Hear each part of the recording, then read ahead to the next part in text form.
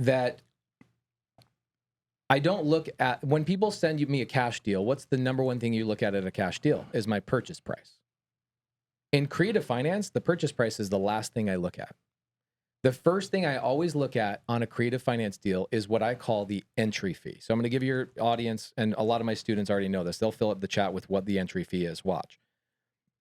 So I always look at a deal, and when somebody goes, hey, Pace, I've got a sub-2 deal for you, I go, great, what's the entry fee? I don't even care about the address. I don't care about the bed bath count. I don't care about the garages. I don't care about the condition of the property until you tell me what my entry fee is first. What is an entry fee? Okay, this is something that I created because I would watch all these other guys on YouTube and other mentorships I paid for, and nobody ever talked about this. There's 7 parts to an entry fee. Number 1 is, what does the seller receive? What's the cash to the seller? Sometimes that's 0, sometimes that's $100,000, depending on the deal. What does the seller receive in their pocket? That's number 1. Number 2, are there any arrears, liens, encumbrances that I have to pay? Because I've taken over IRS liens, I've taken over mechanics liens, I've taken over child support liens, I've taken all over a bunch of those things. Did Steve send you guys a message and say, get a fan in here, Pace is on fire? Is that what's going on here? Yes. I love it. So number 2 is, are there any arrears, back payments, things like that? Number 3, what's my assignment fee to the person that brought the deal to me? Or if I bought it in-house, which we buy a lot of sub-2 and seller finance deals in-house, what's my commission I'm paying to my guys, my acquisition guys? That's number 3. Number 4 is, now I know what the seller's getting, what arrears I have, the person who got the deal under contract is getting paid. I now have to know what is the closing costs. Okay. Number 5, renovation. Number 6, now that I own a subject to or seller finance house, guess what I'm responsible for? Payments. So number 6 is, before my exit strategy comes to fruition, let's say it's an Airbnb, might be 2 months of renovating, a month of furnishing. That means I got 3 payments, 3 months of utilities, 3 months of taxes, 3 months of landscaping, 3 months of all that kind of stuff. That's number 6.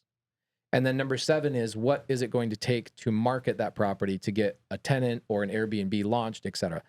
So that number, add all those numbers up, that is my entry fee.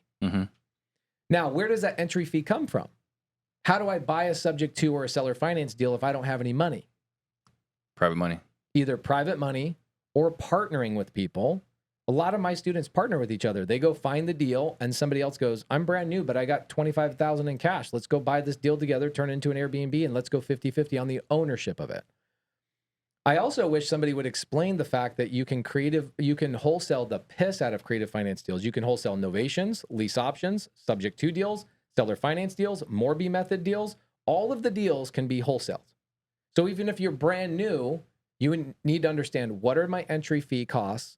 Because I need to go to a buyer like Pace or somebody else and say, it's going to cost you $32,700 to pay the seller, get my assignment fee, and get the arrears paid, my assignment fee, closing costs, a little bit of renovation, and get this thing rented out. Do you have a calculator for this? Because No. One thing that we have is, one thing I see is funny on, wholesalers email blast is here's what ARV is. Oh, yeah. Here's what the renovation budget is going to be. Yeah. And you can't trust either number. You can't. Now, that's the other thing about creative finance. Again, I don't care what the ARV is.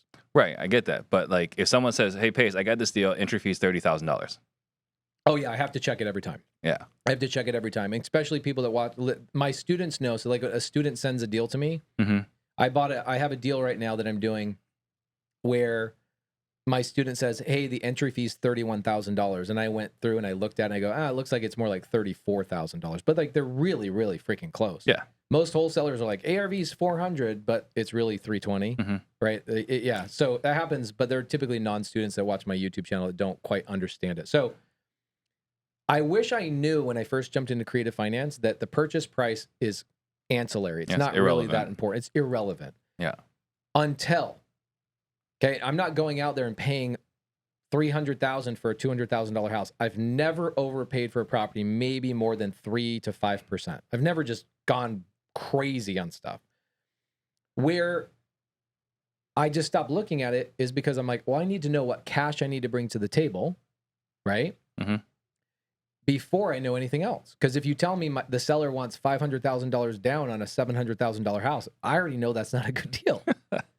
Right. Yeah. So immediately that's my first filter. Mhm. Knowing what is my cash outlay, what is it going to cost me to enter into that deal, whether it's a sub-2 deal, seller finance deal, novation agreement, lease option, does not matter what the deal is. What is my actual cash that's going to get me to a point where I'm cash flowing? That's called the entry fee. And if I knew that, I probably would have an extra 100 properties in my portfolio if I knew that faster. But I would get a deal and a seller would be in foreclosure, and I'd go, I don't know where's that money come from? How do I know all the things it's going to cost? I wish I knew that earlier. So the entry fee was super important when I put that together.